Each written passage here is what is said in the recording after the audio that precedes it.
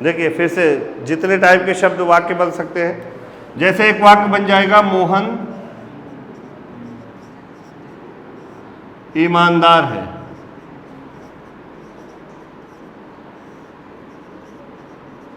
एक बन जाएगा मोहन ईमानदार लड़का है।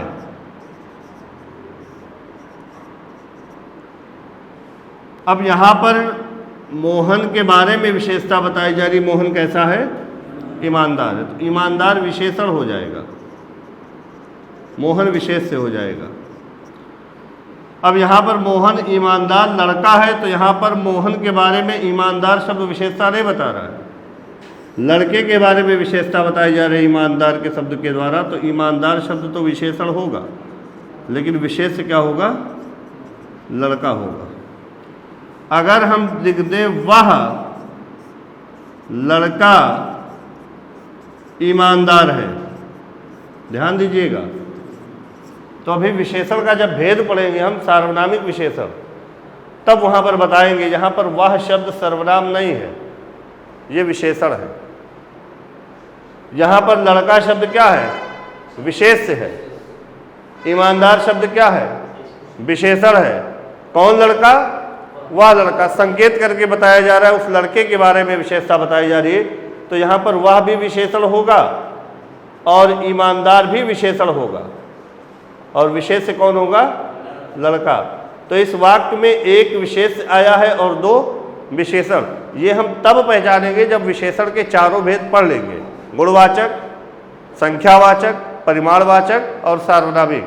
तब हम इस पर डिस्कस करेंगे कि कौन कौन सा शब्द विशेष है और कौन कौन सा शब्द विशेषण है। अभी हम आपको केवल विशेषण और विशेष की परिभाषा बता रहे हैं कि विशेषण का मतलब संज्ञा या सर्वनाम की विशेषता बतलाने वाले शब्द, और विशेष का मतलब जिस संज्ञा या सर्वनाम की विशेषता बतलाई जाए। ये दोनों में डिफरेंस है। अभी नोट ना करिए, कुछ सभी नोट करवाएंगे, लिखवाएंगे, समझिए क्यों। एक वाक्य में कई विशेष और कई विशेषण आ सकते हैं। कभी कभी एग्जाम में गिनने को दे देता है, एक वाक्य दे देता है, पूछता है इसमें कितने विशेष या कितने विशेषण हैं। तो जब आप विशेष और विशेषण पढ़ लोगे, उसके चारों भेद पढ़ लोगे, तो जब वाक्य देगा तो उसमें कोई पर्टिकुलर एक विशेषण तो देगा नहीं, कोई भी विशेषण दे देगा। तो जब चारों विशेषण पढ़ लेंगे तब हम गिन लेंगे कि कौन कौन सा विशेषण है और कौन कौन सा शब्द विशेष है। तो विशेषण और विशेष समझ में आ गया। एक होता है प्रविशेषण। प्रविशेषण, कुछ शब्द ऐसे भी वाक्य में आते हैं जो विशेषण के भी विशेषण होते हैं, जिन्हें हम क्या कहते हैं? प्रविशेषण। तो जो विशेषण का विशेषण हो, मतलब ऐसा शब्द जो विशेषण की विशेषता बताए। किसकी विशेषता? विशेषण की विशेषता बताए, ऐसे शब्द को क्या कहते हैं? प्रविशेषण। विशेषण किसकी विशेषता बताता है? संज्ञा या सर्वनाम की। लेकिन जो प्रविशेषण होगा वो किसकी विशेषता बताएगा? विशेषण की। जैसे मैं लिख दूं कि नीतू सुंदर लड़की है। अब यहां पर विशेषण क्या होगा? सुंदर। विशेष से क्या होगा? लड़की। नीतू नहीं होगा। किसकी विशेषता बता रहा है? सुंदर, लड़की की। ये विशेषण हो गया, और नीतू क्या हो? सॉरी, ये विशेष से हो गया और नीतू क्या हो? सुंदर शब्द क्या हो गया? विशेषण। अब हम इसी वाक्य को कह दें कि नीतू अति सुंदर लड़की है। नीतू अति सुंदर लड़की है। तो अति शब्द, अति माने बहुत, किसकी विशेषता बता रहा है? सुंदर शब्द की। और सुंदर क्या है? विशेषण है। तो यहां पर अति शब्द क्या हो जाएगा? प्रविशेषण। होगा कि नहीं होगा? तो प्रविशेषण का मतलब विशेषण की विशेषता बताने वाले शब्द, और इसका प्रयोग जान लीजिए हमेशा विशेषण से पहले होगा। तो प्रविशेषण विशेषण की विशेषता बताते हैं और वाक्य में ये विशेषण से पहले प्रयुक्त होते हैं। क्लियर है? अब यहां पे हम लिख दें आम मीठा है, तो आप सिंपल सा बता दोगे आम विशेष से हो जाएगा और मीठा विशेषण। हम लिख दें मोहन पागल है, तो यहां पर भी आप सिंपल बता दोगे पागल विशेषण होगा, मोहन विशेष से होगा। लेकिन हम लिख दें मीठा फल रखा है, अब यहां पर फल की विशेषता बताई जा रही है, कैसा है? मीठा, तो ये क्या हो गया? विशेषण, और फल क्या हो गया? विशेष। अभी यहां पर लिखा है नीतू सुंदर लड़की है, तो ये विशेषण है और ये विशेष। तो आपने कुछ देखा यहां पर जो मीठा शब्द विशेषण है ये विशेष के बाद आया है। इधर देखिए यहां पर मोहन पागल है, जो पागल शब्द विशेषण है ये मोहन विशेष के बाद आया है। लेकिन यहां पर देखेंगे विशेषण शब्द फल विशेष के पहले आया है। यहां पर आप देखेंगे सुंदर शब्द विशेषण है, ये लड़की विशेष के पहले आया है। यानी विशेषण का प्रयोग विशेष के पहले भी हो सकता है और बाद में भी हो सकता है। प्रविशेषण का प्रयोग विशेषण से पहले होगा। तो यहां पर विशेषण की दो कंडीशंस हैं, दो प्रकार के विशेषण होते हैं प्रयोग के आधार पर अगर देखा जाए। एक तो जब विशेषण विशेष से पहले आए और एक दूसरा विशेषण विशेष के बाद आए, तो ऐसे विशेषणों को हम अलग अलग नामों से जानते हैं। एग्जाम में ऐसा भी सवाल पूछा जाता है। तो यहाँ पर ध्यान से देखिएगा, एक होता है विशेष से विशेषण। कैसा विशेषण? विशेष से विशेषण। इसी को हम कहते हैं उद्देश्य विशेषण। क्या कहते हैं? उद्देश्य विशेषण। और एक होता है विधेय विशेषण। तो अगर एग्जाम में सवाल पूछ ले कि नीतू सुंदर लड़की है, इसमें विशेष विशेषण है या विधेय विशेषण, तो आपको समझना होगा कि विशेष विशेषण कैसे होता है और विधेय विशेषण किसे कहते हैं। अब ध्यान से सुनिएगा, अगर हम विशेष विशेषण की बात करें तो इसमें विशेषण शब्द विशेष के पहले आएगा। इसका संरचना इस तरह से होगा। तो जब कभी विशेषण विशेष के पहले आ जाए तो ऐसे विशेषण को हम क्या कहते हैं? विशेष विशेषण। अब यहां पर देखिए सुंदर शब्द विशेषण है, लड़की शब्द विशेष से इसके पहले आया है, तो यहां पर सुंदर शब्द विशेष विशेषण होगा कि नहीं होगा? यहां पर आप देखेंगे कि मीठा फल रखा है, यहां पर मीठा विशेषण शब्द फल विशेष के पहले आया है, तो मीठा शब्द विशेष विशेषण होगा कि नहीं होगा? बोलिए। तो विशेष के पहले आने वाले विशेषण क्या कहलाते हैं? विशेष विशेषण।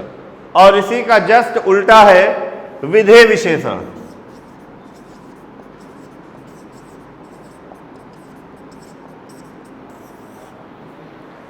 विशेषण पहले हो कि बाद में? बाद में। पहले क्या हो? विशेष, इसके बाद क्या हो? विशेषण, और अंत में क्या हो? क्रिया। तो विशेष के बाद और क्रिया से पहले आने वाले विशेषण क्या कहलाते हैं? विधेय विशेषण। यहां देखिए आम मीठा है, आम विशेष से हो गया, मीठा विशेषण। विशेषण शब्द विशेष के बाद आया है, क्रिया से पहले आया है, तो मीठा शब्द कैसा विशेषण? विधेय विशेषण। यहां पर आप देखेंगे मोहन पागल है, मोहन शब्द विशेष से, पागल शब्द विशेषण, विशेष के बाद आया है, तो ये कैसा विशेषण होगा?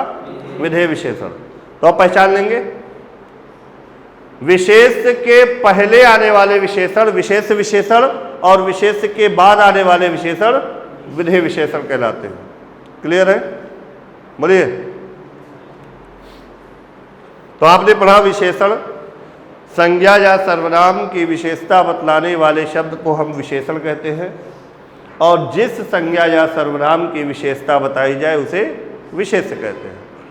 वाक्य में एक से अधिक संज्ञा का प्रयोग किया गया हो, सभी संज्ञाएं विशेष्य नहीं होंगी, उसी संज्ञा को हम विशेष्य मानेंगे जिसके बारे में विशेषता बताई गई हो।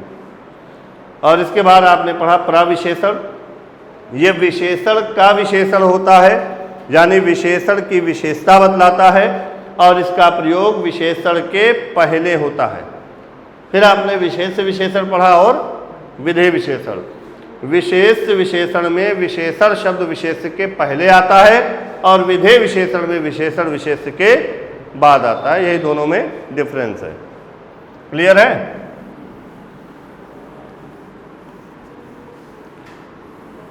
पहले कुछ समझ लेते हैं, फिर लिखवाने वाला कार्य चालू होगा। आज पहला दिन है, आप लोग समझिए केवल।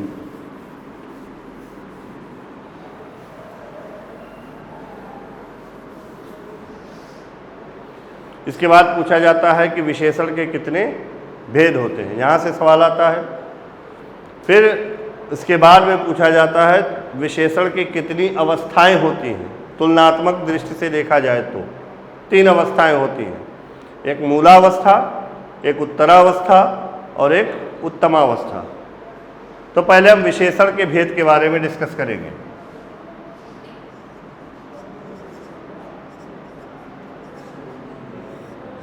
विशेषण के भेद। तो विशेषण कितने प्रकार के होते हैं, कितने भेद होते हैं? डायरेक्ट सवाल आता है यहाँ से। विशेषण के 4 भेद होते हैं। कितने? 4 नहीं, 4 होते हैं, 6 कहाँ होते हैं? चारों में आप देखोगे सबसे पहले गुणवाचक विशेषण, दूसरा आप देखोगे संख्यावाचक विशेषण,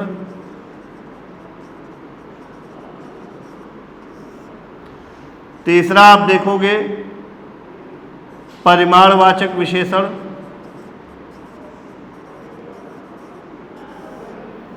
इसके बाद चौथा देखेंगे आप सार्वनामिक, या इसे कहते हैं हम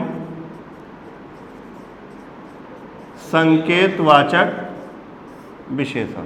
यही 4 भेद है, इसके अलावा है कोई भेद नहीं।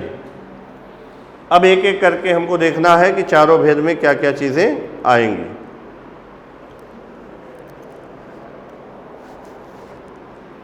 देखिए, पहला गुणवाचक। ये सभी किसके भेद हैं? विशेषण के ही तो भेद हैं। यानी सभी क्या करेंगे? विशेषता बताएंगे। किसकी? संज्ञा या सर्वनाम की, यानी विशेष्य की। अब चूंकि अलग अलग भेदों में बांटा गया तो अलग अलग प्रकार की विशेषता का बोध कराएंगे। अब सामान्य सी बात है, अगर गुणवाचक विशेषण होगा तो संज्ञा या सर्वनाम की गुण संबंधी विशेषता का बोध कराएगा। संख्यावाचक विशेषण होगा तो संज्ञा या सर्वनाम की संख्या के रूप में विशेषता का बोध कराएगा। देखिए, जो भी परिभाषा है इसी शब्द में छिपी हुई है। परिमाणवाचक होगा तो परिमाण का मतलब होता है मात्रा, क्वांटिटी, मात्रा संबंधी विशेषता का बोध होगा। अब जो कोई संकेतवाचक होगा तो संकेत के रूप में संज्ञा की विशेषता का बोध कराएगा। तो अगर गुण संबंधी विशेषता का बोध हो रहा है तो गुणवाचक विशेषण होगा, लेकिन गुण के अंतर्गत कोई एक चीज तो आएगी नहीं, कई सारी चीजें आएंगी। और जब आप देखोगे गुण के अंतर्गत तो रंग भी आएगा इसमें, जैसे काला, पीला, नीला, सफेद, कोई भी रंग का नाम दे दे। जैसे मैंने अभी लिखा काला कुत्ता भौंक रहा है। अब कुत्ते की विशेषता बताई जा रही है, कैसा है? काला। काला शब्द कुत्ते का कौन सा रंग रूपी बोध करा रहा है? विशेषता का। रंग किसके अंतर्गत आएगा?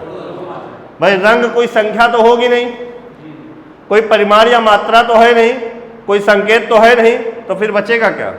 गुण। तो कोई भी रंग का नाम हो गुणवाचक में आएगा?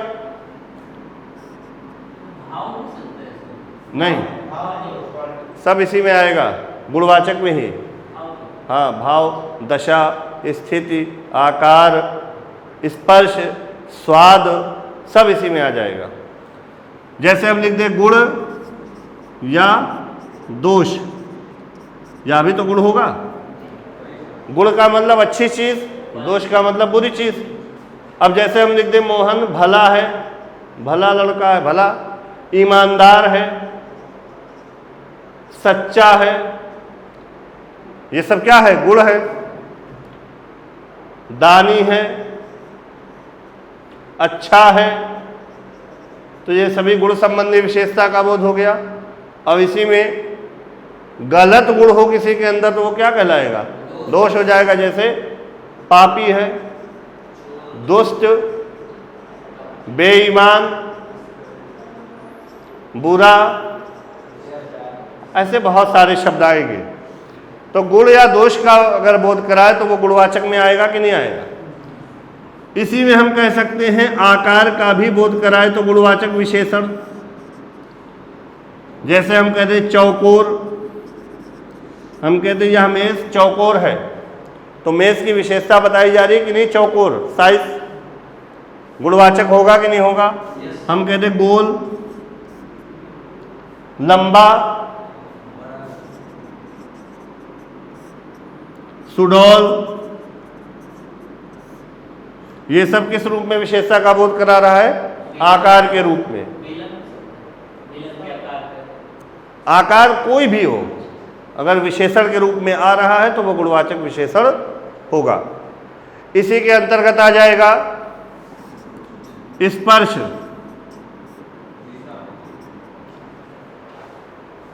जैसे आप सड़क पर चलते हो तो सड़क अगर अच्छी बनी होती है तो कहते हो सड़क बहुत चिकनी है, बहुत साफ सुथरी है। तो चिकना, खुरदुरा, ये सब क्या है? कोमल, मुलायम, कठोर। स्पर्श से ही तो पता चलेंगे। तो हम कह दें कि सड़क खुरदुरी है, सड़क की विशेषता बताई जा रही है, कौन सा विशेषण होगा? गुणवाचक। हम कह दें तकिया बहुत मुलायम है, तकिए की विशेषता बताई जा रही है, स्पर्श करके ही तो पता चला, तो तकिए की गुण संबंधी विशेषता है। हम कह दें कोई भी सामान हो उसके बारे में बता दे बहुत कठोर है, तो कठोर शब्द क्या बता रहा है? उसकी विशेषता ही तो बता रहा है। इसी में आएगा स्वाद। जैसे नमकीन, मीठा, तीखा, कड़वा, कोई भी स्वाद दिया हो विशेषता के रूप में बोध कराएगा तो कौन सा विशेषण होगा? गुणवाचक होगा। हाँ, स्वादहीन, तो वो भी गुण हो जाएगा।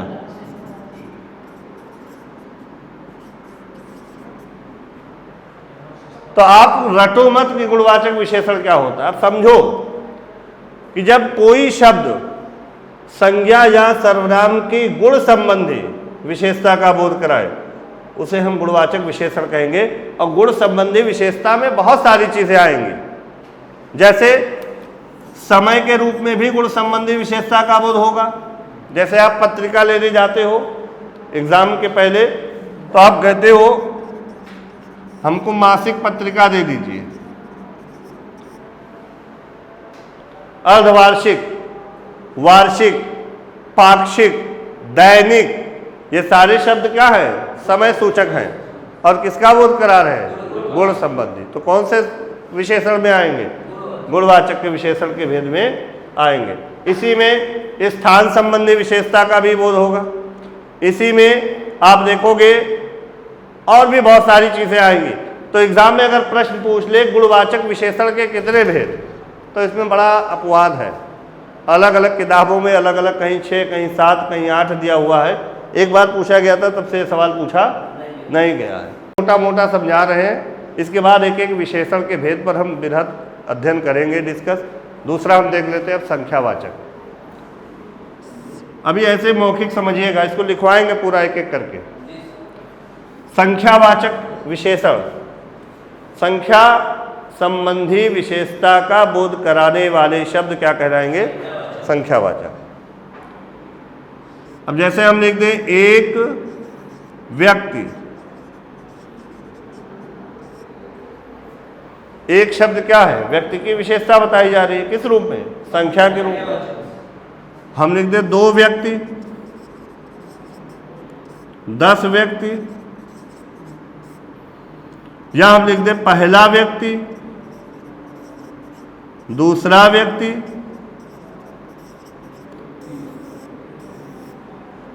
संख्या के रूप में है कि नहीं?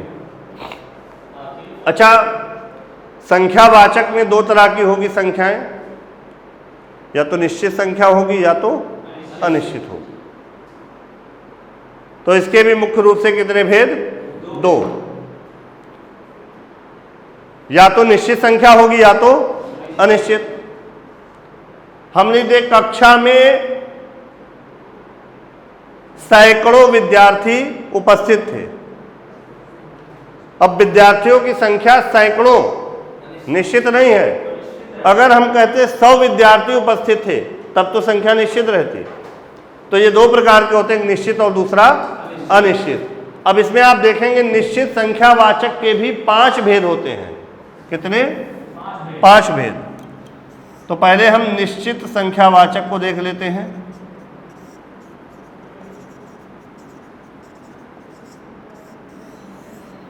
इसके भी 5 भेद। यहां से सवाल आता है। पहला है आवृत्तिवाचक, दूसरा है गणनावाचक, तीसरा है क्रमवाचक, चौथा है समुदायवाचक, पांचवा है प्रत्येकवाचक। यहां से सवाल पूछा गया, आप सवाल उठा के देखिएगा, प्रीवियस ईयर का क्वेश्चन, तो यहां से आपको क्वेश्चन मिलेंगे। आवृत्तिवाचक, गणनावाचक, क्रमवाचक, समुदायवाचक, प्रत्येकवाचक, ये सब संख्यावाचक के भेद हैं। और किस संख्यावाचक के? निश्चित। अब इसमें क्या क्या बातें होंगी ध्यान से समझिएगा।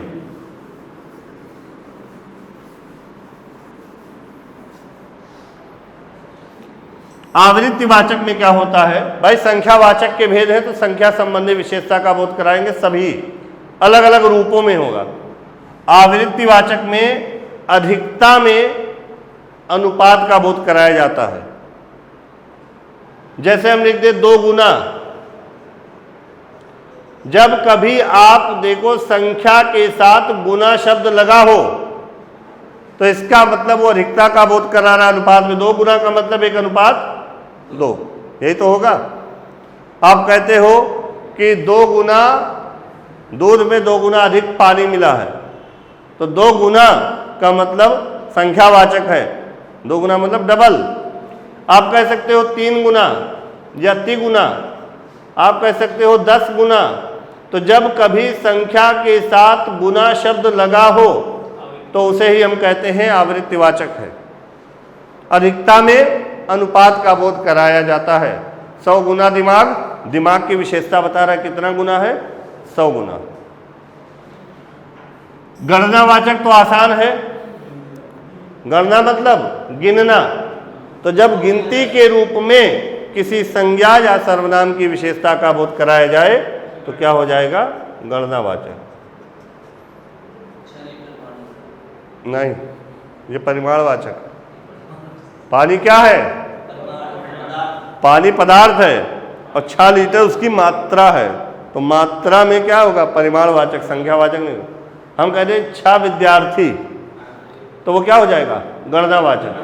हम लिख दे 10 विद्यार्थी, 10 व्यक्ति, 10 गाय, तो ये क्या हो जाएगा? गणनावाचक। क्लियर? गलत दिशा में ना दिमाग दिखाना। तो 1 2 3 4। अब देखिए गणनावाचक भी 2 प्रकार का हो सकता है। गणना या तो पूर्णांक का बोध कराएगा या तो अपूर्णांक का। जैसे हम कहते हैं 1.25 रुपये, 1.25 शब्द क्या है? अपूर्णांक बोधक है। लेकिन अगर हम कहते 1 पूर्णांक, अगर हम कहते 2.5 अपूर्णांक, अगर हम कहते 2 तो पूर्णांक, तो गणनावाचक भी पूर्णांक बोधक और अपूर्णांक बोधक होगा। इतना तो आप क्लियर हो जाएगा। तीसरा है क्रमवाचक। ये भी संख्याओं की क्रम के अनुसार गणना का बोध कराएगा। जैसे मान लीजिए किसी कक्षा में 10 विद्यार्थी हैं, तो हमने 10 विद्यार्थी कह दिया तो ये गणनावाचक हो गया, 10 शब्द। लेकिन अगर हम 10 विद्यार्थी ना कह के हम कह दे 10वां विद्यार्थी, अब 10वां का मतलब जिसका क्रम 10वें नंबर पर है, केवल उसी की बात हो रही है। तो हम कह दे पहला विद्यार्थी, तो क्रम के अनुसार जिसका स्थान पहले नंबर पर है उसकी बात हो रही है। हम कह दे चौथा विद्यार्थी, तो चौथा शब्द क्रम के अनुसार चौथे नंबर पर जो विद्यार्थी है उसकी बात हो रही है। तो पहला हो, दूसरा हो, तीसरा हो, चौथा हो, 10वां हो, 50वां हो, 100वां हो या 1000वां हो, ये सभी किस रूप में आ रहे हैं? क्रम के रूप में आ रहे हैं। तो ये कौन सा हो जाएगा? क्रमवाचक। तो इसमें क्या आ जाएगा? पहला, दूसरा, तीसरा, चौथा, 10वां, 20वां, 50वां, 100वां, 1000वां, ऐसे आएगा। नहीं, हाँ। समुदायवाचक में क्या होगा? अब यहां पर एक बेंच पे अगर मान लीजिए 5 विद्यार्थी हैं, हम कह दें 5 विद्यार्थी तो गणनावाचक, हम कह दें 5वां विद्यार्थी तो क्रमवाचक।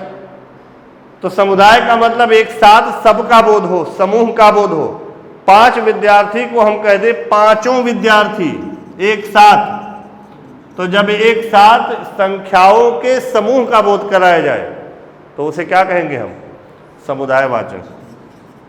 5, 4 लोग हैं, एक साथ चारों को बात की जाए तो समुदायवाचक। 2 हैं तो एक साथ दोनों की बात की जाए तो समुदायवाचक। अगर 50 हैं तो एक साथ 50ओं की बात की जाए तो क्या हो जाएगा? हजारों हो जाएगा। तो जब संख्याओं के एक साथ समूह के रूप में किसी संज्ञा की विशेषता बताई जाए तो उसे क्या कहेंगे? समुदायवाचक। अगला, हाँ हाँ बिल्कुल, कोई वस्तु है, कोई व्यक्ति है, वस्तु व्यक्ति ही संज्ञा होती है ना। अब यहाँ पर देखिए, यहाँ पर ध्यान ये देना होगा। अब हम कह दें 50 लीटर तेल बह गया, ध्यान दीजिएगा। यहाँ पर 50 शब्द अगर 50 वस्तु हो या व्यक्ति हो या स्थान हो, अगर उनका एक साथ समूह के रूप में विशेषता बताई जा रही है तो संख्यावाचक में आएगा। लेकिन 50 लीटर तेल ये संख्या नहीं, मात्रा है। तेल की क्या है? मात्रा है, तो वो संख्यावाचक नहीं होगा, परिमाणवाचक होगा। तो जब मात्रा के रूप में ये शब्द आएगा तो परिमाणवाचक होगा, संख्यावाचक नहीं होगा। 50 आम गिर गए, अब यहाँ पर परिमाणवाचक निश्चित नहीं है 50 आम। यहाँ पर 50 कहने का सेंस ये है कि 50 से ज़्यादा आम है। नहीं, 50 का मतलब ज़्यादा ही होगा। 50 लीटर तेल यानी 50 लीटर से ज़्यादा तेल बर्बाद हुआ है। तो ध्यान ये दीजिएगा कि जब एक साथ समूह के रूप में किसी व्यक्ति, वस्तु या स्थान की विशेषता का बोध होगा संख्या के रूप में, तब वो संख्यावाचक होगा।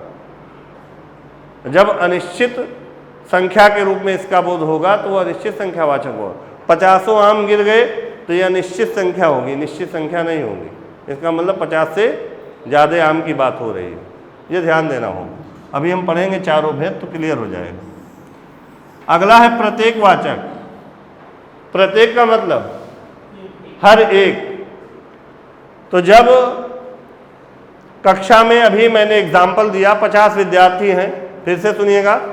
हम कह दें 50 विद्यार्थी तो गणनावाचक, हम कह दें 50वां विद्यार्थी क्रमवाचक, और 50 विद्यार्थी का एक साथ बोध हो तो समुदायवाचक, और सभी का बोध हो लेकिन एक एक करके जब हो तो वो क्या हो जाएगा? प्रत्येकवाचक। हम कहते हर एक विद्यार्थी, तो हर एक शब्द क्या हो जाएगा? प्रत्येकवाचक। एक एक विद्यार्थी क्या हो जाएगा? प्रत्येकवाचक। तो हर एक एक या प्रत्येक किसमें आ जाएगा? प्रत्येकवाचक में आ जाएगा। हम कहते भारत में हर एक नेता बेईमान है। हर एक नेता यानी सभी नेताओं की बात हो रही है, लेकिन एक एक करके हो रही है, तो हर एक शब्द क्या हो जाएगा? प्रत्येकवाचक हो जाएगा।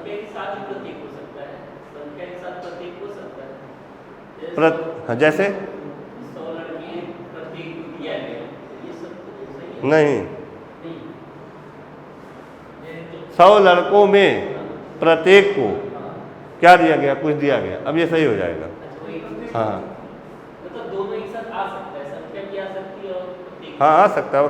प्रयोग सही जगह होना चाहिए। ठीक है, वाक्य में शब्दों का प्रयोग उचित स्थान पर होना चाहिए। क्योंकि वाक्य जब आप सही करते हो तो उसमें सबसे बड़ा कारक होता है पदक्रम। पदों का एक निश्चित और व्यवस्थित क्रम होता है, तभी वाक्य हमारा सही होता है। तो ये आप देखेंगे 5 भेद हैं। पहला आवृत्तिवाचक, दूसरा गणनावाचक, तीसरा है आपका क्रमवाचक, चौथा है समुदायवाचक और पांचवा है प्रत्येकवाचक। बिल्कुल आते हैं, ये सारे क्वेश्चन पूछे भी गए, आप उठाकर देखिएगा पेपर। विशेष विशेषण अगर समझ में आ गया तो इससे आसान कुछ नहीं, और नहीं समझ में आया तो आप घूमते रहोगे, सही कर नहीं पाओगे।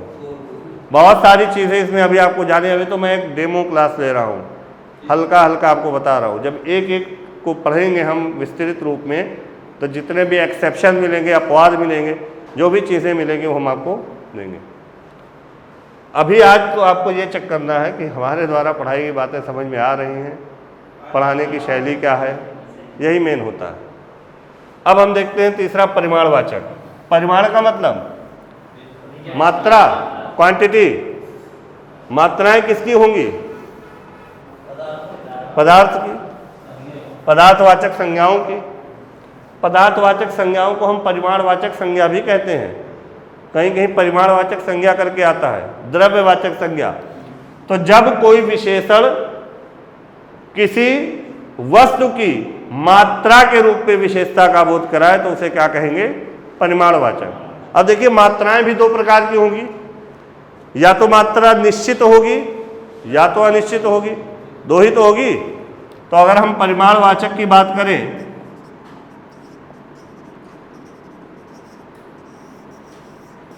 तो 2 प्रकार का होता है। एक होता है निश्चित परिमाणवाचक और एक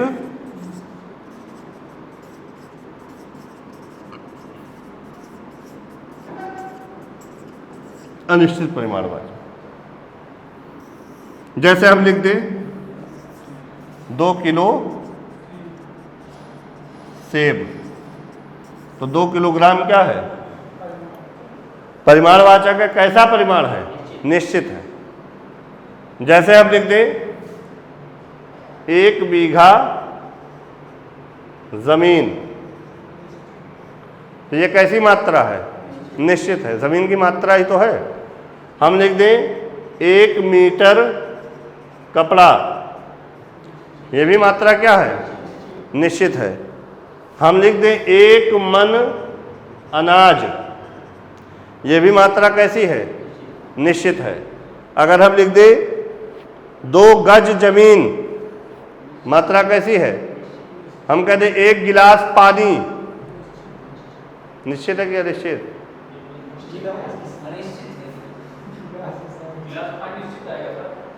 अरे साइज चाहे इतना बड़ा गिलास हो चाहे इतना, 1 गिलास का मतलब 1 गिलास है होगा। निश्चित होगा कि नहीं? आधा गिलास पानी निश्चित, थोड़ा सा पानी अनिश्चित। कहते नहीं हो प्यास लगी यार थोड़ा सा पानी ले आओ, थोड़ा सा मतलब कितना? निश्चित नहीं है। अब हम कह दें, अगर हम देखिए इधर लिख रहे दलिया भर, आप लोग दिमाग लगाकर बताइएगा, अमरूद निश्चित है कि अनिश्चित? ये पूछा गया है। निश्चित। बहुत लोग सोचेंगे डलिया भर में अमरूद, पता नहीं 10 आएगा, 20 आएगा, 30 आएगा, अनिश्चित हो जाएगा। आपको अमरूद गिनना नहीं है, संख्या नहीं बतानी, बस डलिया भर के देना है। एक डलिया होगा बोरी भर अमरूद, डलिया भर अमरूद, कुछ भी हो, झोला भर अमरूद, तो ये सभी मात्रा क्या हो जाएगी? निश्चित हो जाएगी। और हम लिख दें मनो अनाज, ये पूछा गया है।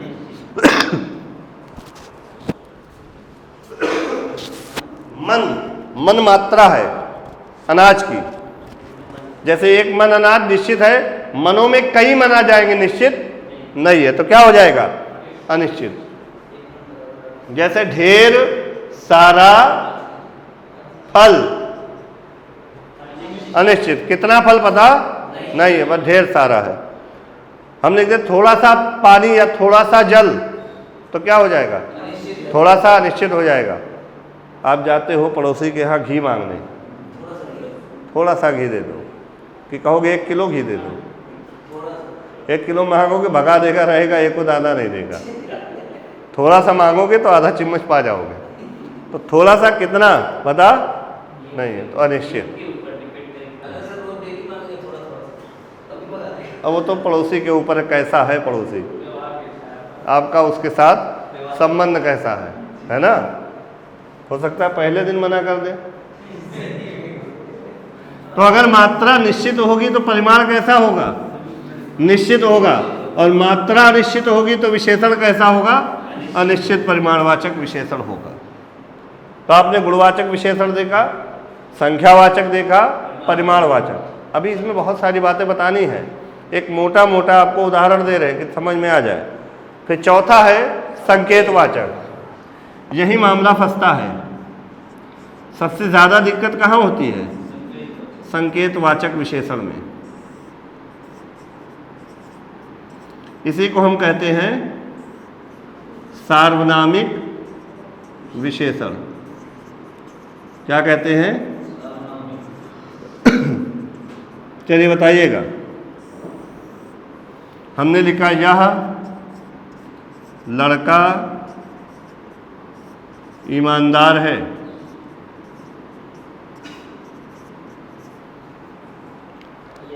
इसमें यह शब्द क्या है? सर्वनाम है या विशेषण?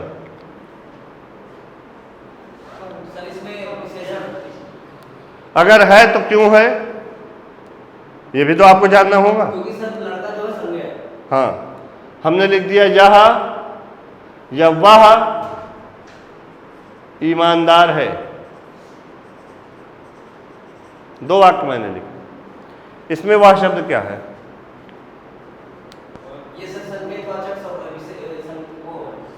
सर्वनाम है। हाँ, देखिए, जब कभी भी कोई निश्चय या अनिश्चयवाचक सर्वनाम आता है, यह और वह निश्चयवाचक सर्वनाम है, कोई कुछ अनिश्चयवाचक।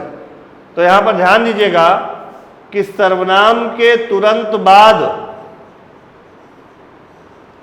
कोई जातिवाचक संज्ञा आ जाए, क्या आ जाए? जातिवाचक संज्ञा, और इसके बाद कोई भी पद आ जाए।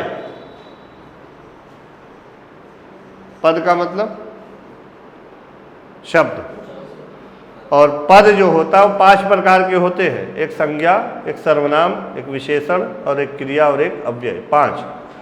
यानी इसके बाद कोई संज्ञा आ जाए, कोई सर्वनाम आ जाए, कोई विशेषण आ जाए, कोई क्रिया आ जाए या कोई अव्यय आ जाए, तब ये जो सर्वनाम होता है ये क्या बन जाता है? विशेषण। ध्यान से समझ लो, कभी गलत नहीं होगा। सर पद तो अलग होता है, जैसे मेरा पद और शब्द एक ही होता है। जब शब्दों का प्रयोग वाक्य में करते हैं तो वही शब्द पद कहलाता है। और पद के भेद देखोगे तो 5 होते हैं। संज्ञा क्या है? एक पद है। सर्वनाम क्या है? एक पद है। विशेषण क्या है? एक पद है। क्रिया क्या है? पद है। अव्यय क्या है? पद है। तो यहाँ पर पद का मतलब क्या है? कोई संज्ञा, सर्वनाम, विशेषण, क्रिया अथवा अव्यय, इनमें से कुछ भी आ जाए। अरे वो पद ये पद अंतर है। यहाँ पर आप व्याकरण पढ़ रहे हो, साहित्य नहीं पढ़ रहे हो। सर्वनाम क्या बन जाएगा? विशेषण। कब?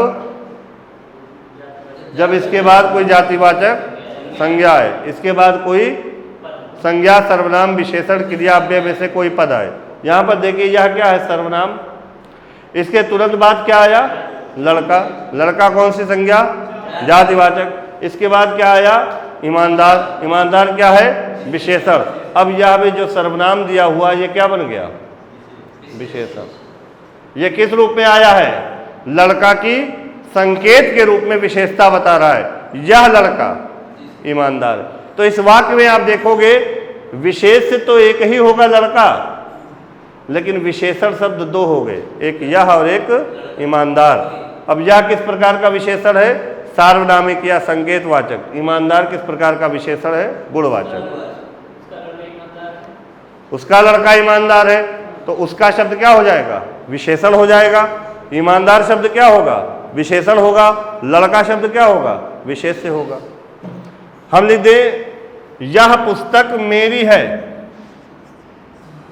ध्यान दीजिएगा। और एक वाक्य हम लिख दें यह मेरी पुस्तक है। अब यहां पर भी यह शब्द है और यहां पर भी है, लेकिन इस वाले वाक्य में यह शब्द क्या है?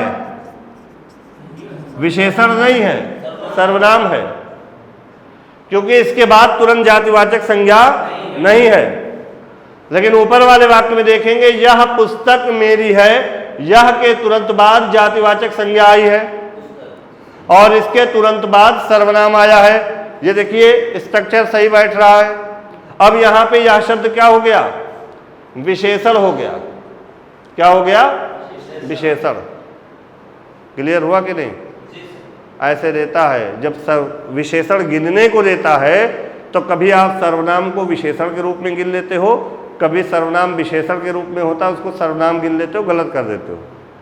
तो आपको ये छांटना होगा, ये पहचानना होगा कि जब सर्वनाम दिया हो किसी वाक्य में तो वो सर्वनाम के रूप में है या विशेषण के, किस रूप में उसका प्रयोग किया गया है।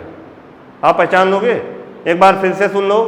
किसी सर्वनाम के कोई तुरंत बाद जातिवाचक संज्ञा हो, उसके बाद कोई भी संज्ञा, सर्वनाम, विशेषण, क्रिया, अव्यय में से कोई भी पद हो तो वो जो सर्वनाम आता है वो किसका रूप ले लेता है?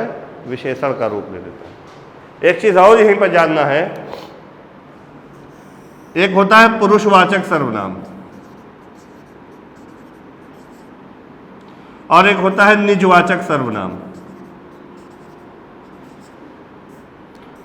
पुरुषवाचक में जैसे मैं, तुम। निजवाचक में क्या आता है? आप। मैं शब्द कभी विशेषण का रूप नहीं बन सकता। तुम शब्द कभी विशेषण नहीं आ सकता विशेषण के रूप में। आप शब्द कभी भी विशेषण के रूप में प्रयोग नहीं होगा। तो मैं, तुम, आप, ये तीन ऐसे शब्द हैं जिनका विशेषण के रूप में प्रयोग नहीं होता है, लेकिन इनके कारकीय रूप सदैव विशेषण का कार्य करते हैं। जैसे मैं तो मूल सर्वनाम है और मैं से क्या बन जाएगा? मेरा। तुम से क्या बन जाएगा? तुम्हारा। आप से क्या बन जाएगा? आपका। ये इसका कारकीय रूप है, बदला करता है ना कारक के आधार पर। तो हम कह दें मेरा घर, आपका घर, तुम्हारा घर, मेरा लड़का, तुम्हारा लड़का, आपका लड़का। अब यहां पे मेरा क्या है? सर्वनाम। घर क्या है? संज्ञा, जातिवाचक है। अब इसके बाद कोई भी पद आ जाए ये क्या बन जाएगा? विशेषण बन जाएगा। लेकिन मैं घर जा रहा हूं, क्या मैं शब्द विशेषण बनेगा? नहीं बनेगा। यहां पर भी तो वही फार्मूला है, मैं सर्वनाम, घर जातिवाचक संज्ञा, जा रहा हूं क्रिया। लेकिन क्या यहां पर मैं शब्द विशेषण होगा? नहीं होगा। लेकिन मेरा घर, अच्छा है। मेरा शब्द क्या हो गया? विशेषण में। तुम्हारा घर अच्छा है, तुम्हारा क्या हो गया? विशेषण। आपका घर अच्छा है, आपका क्या हो गया? विशेषण। तो मैं, तुम, आप, ये तीन शब्द सर्वनाम के कभी भी विशेषण का कार्य नहीं करेंगे, लेकिन इनके कारकीय रूप सदैव विशेषण का कार्य करेंगे। तो आज की क्लास को यहीं पर विराम दे रहे हैं, मिलते हैं कल। अशुद्धियाँ कई प्रकार की होती हैं। अशुद्धि को एक टॉपिक पढ़ के नहीं सही करोगे, अशुद्धि वाला लास्ट में पढ़ाएंगे और उसमें कम से कम लगेगा 10-12 दिन, है ना। अच्छे से समझाना पड़ेगा, एक एक बिंदु व्याकरण के बिंदु पर चर्चा करनी होगी। कभी कभी पदक्रम संबंधी अशुद्धि होती है, कभी कभी अन्वय शब्दों का मेल सही नहीं होता है, कभी कर्ता के अनुसार क्रिया का रूप नहीं आता है, कभी कर्म के अनुसार क्रिया आती है, कभी किसी के अनुसार। तो कैसे किस रूप में प्रयोग होता है वो आपको देखना होगा। कभी कभी एक वचन बहुवचन संबंधी अशुद्धि आ जाती है, जैसे लिख दिया जाता है अनेक पुस्तकें। अब अनेक शब्द आ गया तो पुस्तकें नहीं होगा। कभी कभी देता है मुझे केवल 100 रुपये मात्र चाहिए, अब केवल में साथ मात्र का प्रयोग नहीं होगा। कभी कभी पुनरुक्त संबंधी अशुद्धि आती है, कभी कभी अनुचित शब्दों का प्रयोग कर दिया जाता है वाक्य में, तो वाक्य अशुद्ध हो जाता है। तो कई सारे आपके उसके नियम और कानून हैं, वो हम पढ़ेंगे तो एक एक करके आपको बताएंगे। जय हिंद, जय हिंदी, ऑल द बेस्ट।